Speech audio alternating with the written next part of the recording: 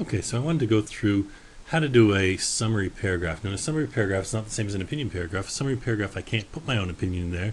I can only say what I've read or what I see.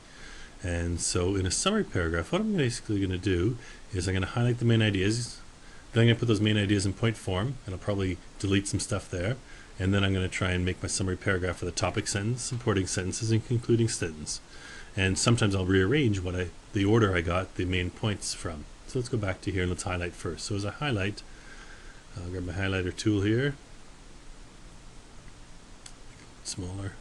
Okay, so as I highlight, so there's my heading, order testing of tasers, and let's go through. So the Ontario government has ordered a review of the tasers, make sure they're functioning properly, and concerns arose following a CBC report that one model of the weapon, the X26, sent out a higher electrical voltage than specified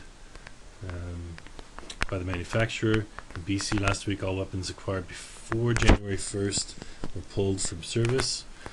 Result in earlier Ontario on all conducted weapons in the next few weeks, blah blah blah. It's kind of boring. An estimated 2,000 conducted energy models in Ontario.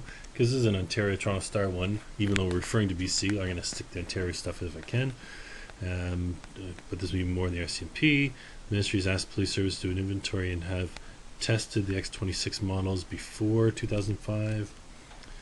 The US-based manufacturer of the device, Taser International, responded to the test done for the CBC. It's unfortunate these false allegations based on scientifically flawed data. So they don't like the data used or the test being done, and they stand behind their products, and they welcome proper testing. Alright, so that might be interesting. Tasers are approved for corrections, police, frontline supervisors, perimeter control, hostage teams, all kinds of stuff. No deaths in Ontario directly attributed to the use of conducted energy weapons. That's going to be important. The Toronto Police Services last week has said it would not conduct safety checks on its 400 devices because they were the old models. They're bought after January 1st. Okay. Police use them as a less lethal option when dealing with dangerous or self-destructive people. That sounds good. Last week, BC said that the force RCMP officers in Taser, just on the Polish citizen Robert Jakanski, you might have read this one before, a few years back. They weren't charged. Review in his death said that his death was not directly caused by the taser jolts, but they were factors along with a whole bunch of other stuff, all right, including people kneeling on them. Okay, so I've got that, and then what I want to do is I want to get the bullet points. So I'm cheating because I'm going to bring it up quickly. I've already done it. So my topic sentence: the Ontario government's ordered a review of the X26 model tasers before 2006 to be sure they're functioning to the company specifications. All I did was I took the first two paragraphs and I kind of combined them. So basically used their first lines, right? But then I talked about the specified rather than, I just put that in the company specifications, all right? Then I went through the supporting sentences and I decided what was important. Picked out the ones that I liked, and then my concluding sentence is one of my supporting sentences.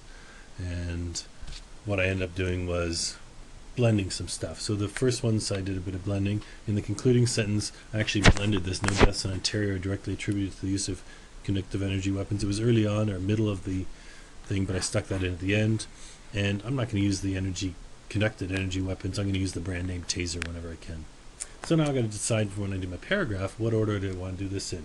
That's definitely my first topic sentence, and then I'm going to say, okay, I think this, there's the talking about testing, so now I'm going to go, okay, it follows from a report, and I think I'll be nice to the Taser people, saying they're still talking about the testing, about the CBC, but they said, based on the CBC, that it was flawed, and they welcome more testing, so I'm going to call that my second sentence. And how many tasers are around? I'm going to call that my third sentence. There's about 2,000 in Ontario. I'm going to note that BC pulled theirs. And what's next? BC pulled theirs, but wait a minute, Toronto didn't pull theirs, and they're not going to test theirs because they don't have any of the older models, so we don't have to worry about them, right? Then I think I'm going to go, what are they used for? So what do I don't really like this. The ministry asked to do an inventory. Okay, I'm just going to get rid of that one. I don't like that one. I deleted some as I went from highlighting to point form as well. And there we go. And so then when I put it together, Pause. Okay, welcome back. So I just paused, now I've stuck them together as my summary paragraph all together. So the first part was the same, the first little bit, the Ontario government, and now it just sort of flows. So let's read it out. The Ontario government sort of review of the X26 model tasers built before 2006, be sure they're functioning to the company's specifications. This follows a CBC report on the X26 model used by police saying higher voltages delivered than specified. Taser International thinks CBC data is flawed and welcomes testing. There are 2,000 tasers in Ontario. BC's pulled all of the pre-2006 models for testing, however Toronto has none of the older models.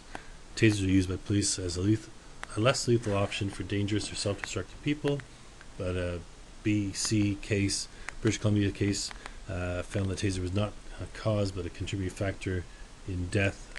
No deaths have been attributed to tasers in Ontario. I think I need to stick something else in there, like in a recent case or something, in a recent case of taser being used by police, something like that. It just didn't flow quite right, so I might stick that in there as well. And that's a summary paragraph.